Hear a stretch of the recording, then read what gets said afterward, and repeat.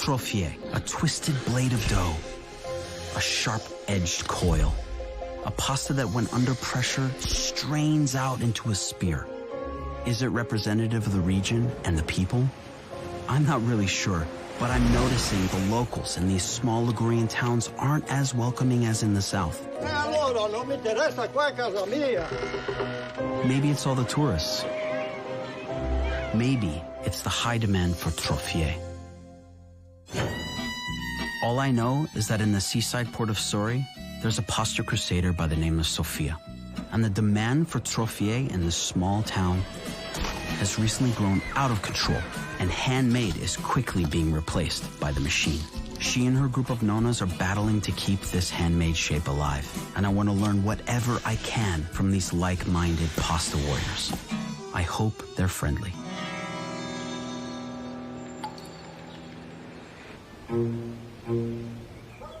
Finding a pasta maker who is trying to preserve the tradition of the shape, that's like finding a diamond. So I discovered a small pasta shop called Pastificio Novella. And I'm meeting up with Sofia Cavassa, a young pasta historian whose family owns the Pastificio. Sofia.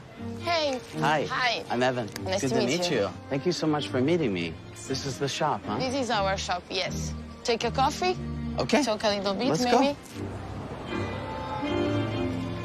There's so many people. Today is very crowded. It's very rare to see someone as young as you wanting to preserve the tradition. The hands is very important for me. Tradition is very important for me. I want that everyone knows the story of Trofie. That's why I'm here. Yes, I know. The way you do trofie, you have to strofinare the trofia. Strofinare, which means to drag. Yes, to drag. I like that. Say it again. Strofinare. Strofinare. This shape that takes pesto very well is a beautiful shape. So it's a beautiful elegant. shape. Difficult. Yes, very difficult. Difficult by hand. It's perfect. So who makes the best trofie, the shape? I have two teachers. My aunt Rosetta. Questo è l'impasto. Va bene? Musica. And my aunt Assuntina. Farinosa, era brutta la pasta. They start with me to teach how to do trofie. Laboratorio, more or less, workshop. I want to introduce to them. Have you ever had any Americans come and make trofie? Never? What about pesto genovese? No? Don't be too hard on me. No. Okay. We can see right. how it's going. Okay.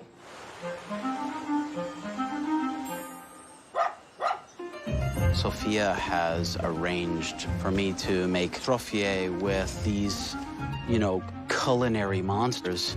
Lui capisce italiano. Ah, lo capisce? Un po'. Bravissimo. Non parlo bene, ma faccio bene. Bravo, bravo. These pasta makers have been making this shape their whole lives. I don't have home court advantage. I'm here in their place. There's a certain amount of anxiety that I'm feeling, but I'm fairly confident. I'm fairly confident. How long has she been making trofie? Io ero piccolina, prima dei 10 anni. Okay, wow. Like 8 years old. We have to mix the white flour with the chestnut ones. Okay, so the chestnut flour kind of came during the war. There was no white flour, Yeah. but we have a lot of trees of chestnut, and so they can eat something. Per farle bene lavorare le trofie ci vuole l'acqua che bolle. Se non bolle non riesce a farle. By adding boiling water to the flour, the dough is instantly pliable.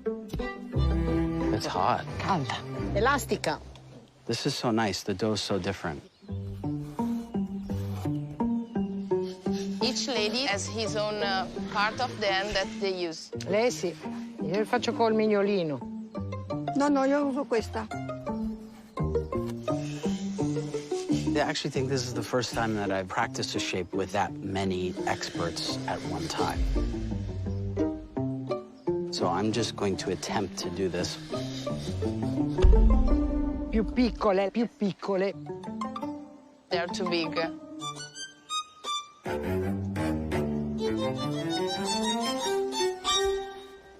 So small. E schiacciala un po' di più. Technically, before I would do 1, 2, 3, and then come back. But what I ended up doing after listening to their rhythm was able to kind of morph into their style. Up, back, up, back. And fell into this rhythm that they were all doing, and my shape changed. Super, super.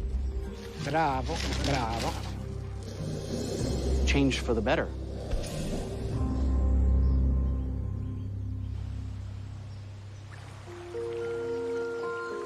Summertime. This is the time for pesto genovese. When the basil is plentiful and aromatic and beautiful. This will be the first time I've made pesto in Liguria. This is basilico genovese. So you have to crush it in order for the oil in the basil to integrate into the oil of the pine nuts and then the oil of the garlic. It's kind of like once in a lifetime opportunity for me to show some real Genovese people that this American may know what he's doing. First time I learned how to make this was from my mom. I remember so clearly the perfume of her making the pesto. So to make a dish so special and so well-regarded and treasured in this place, to make it for these pasta makers who feel the same way about this dish, for me, it ends there.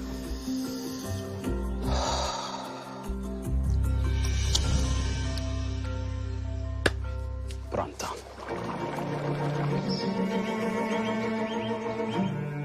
I can't wait to serve them trofie al pesto. I hope they like it. Ecco, belle. Belle. We'll see. We'll see. Basilico, pinoli, Aglio, grana, Ah, parmigiano. parmigiano. Parmigiano. sì. Ok, grazie. Grazie. Assaggiamo allora? Assaggiamo. Buon appetito. Buon appetito. Buon appetito.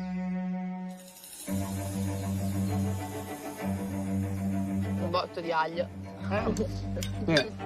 Forte. No, Aglio no. forte. No? No, no, è buono. ok. È giusto. Buono. Okay. Ok, Bravo. ok. Okay. Bravo. That's enough. Grazie. Buono, buono. The best compliment that any Italian, whether that's an Italian coming to Felix or these ladies tasting my pesto or anything that I've made, if you can get, okay, or it's pretty good, or not as good as my mother's, like that's the highest compliment that you can get. Doveva venire dall'America a farlo, bravo. Proprio buono. È proprio buono. Buono, buono. Bravo. Buonissime. So you're gonna tattoo a trophy maybe Yeah, once, maybe. one day, or a bit. Sì, certamente. My time spent with these incredible teachers is over. But now as I leave them, I'm faced with one of the biggest questions I've had since I started making pasta. I'm headed 20 miles south down the coast of Liguria to Chiavari to meet Gabriella Molli. I hope she has some answers for me and can give me the stamp of approval I've been looking for. Corsetti.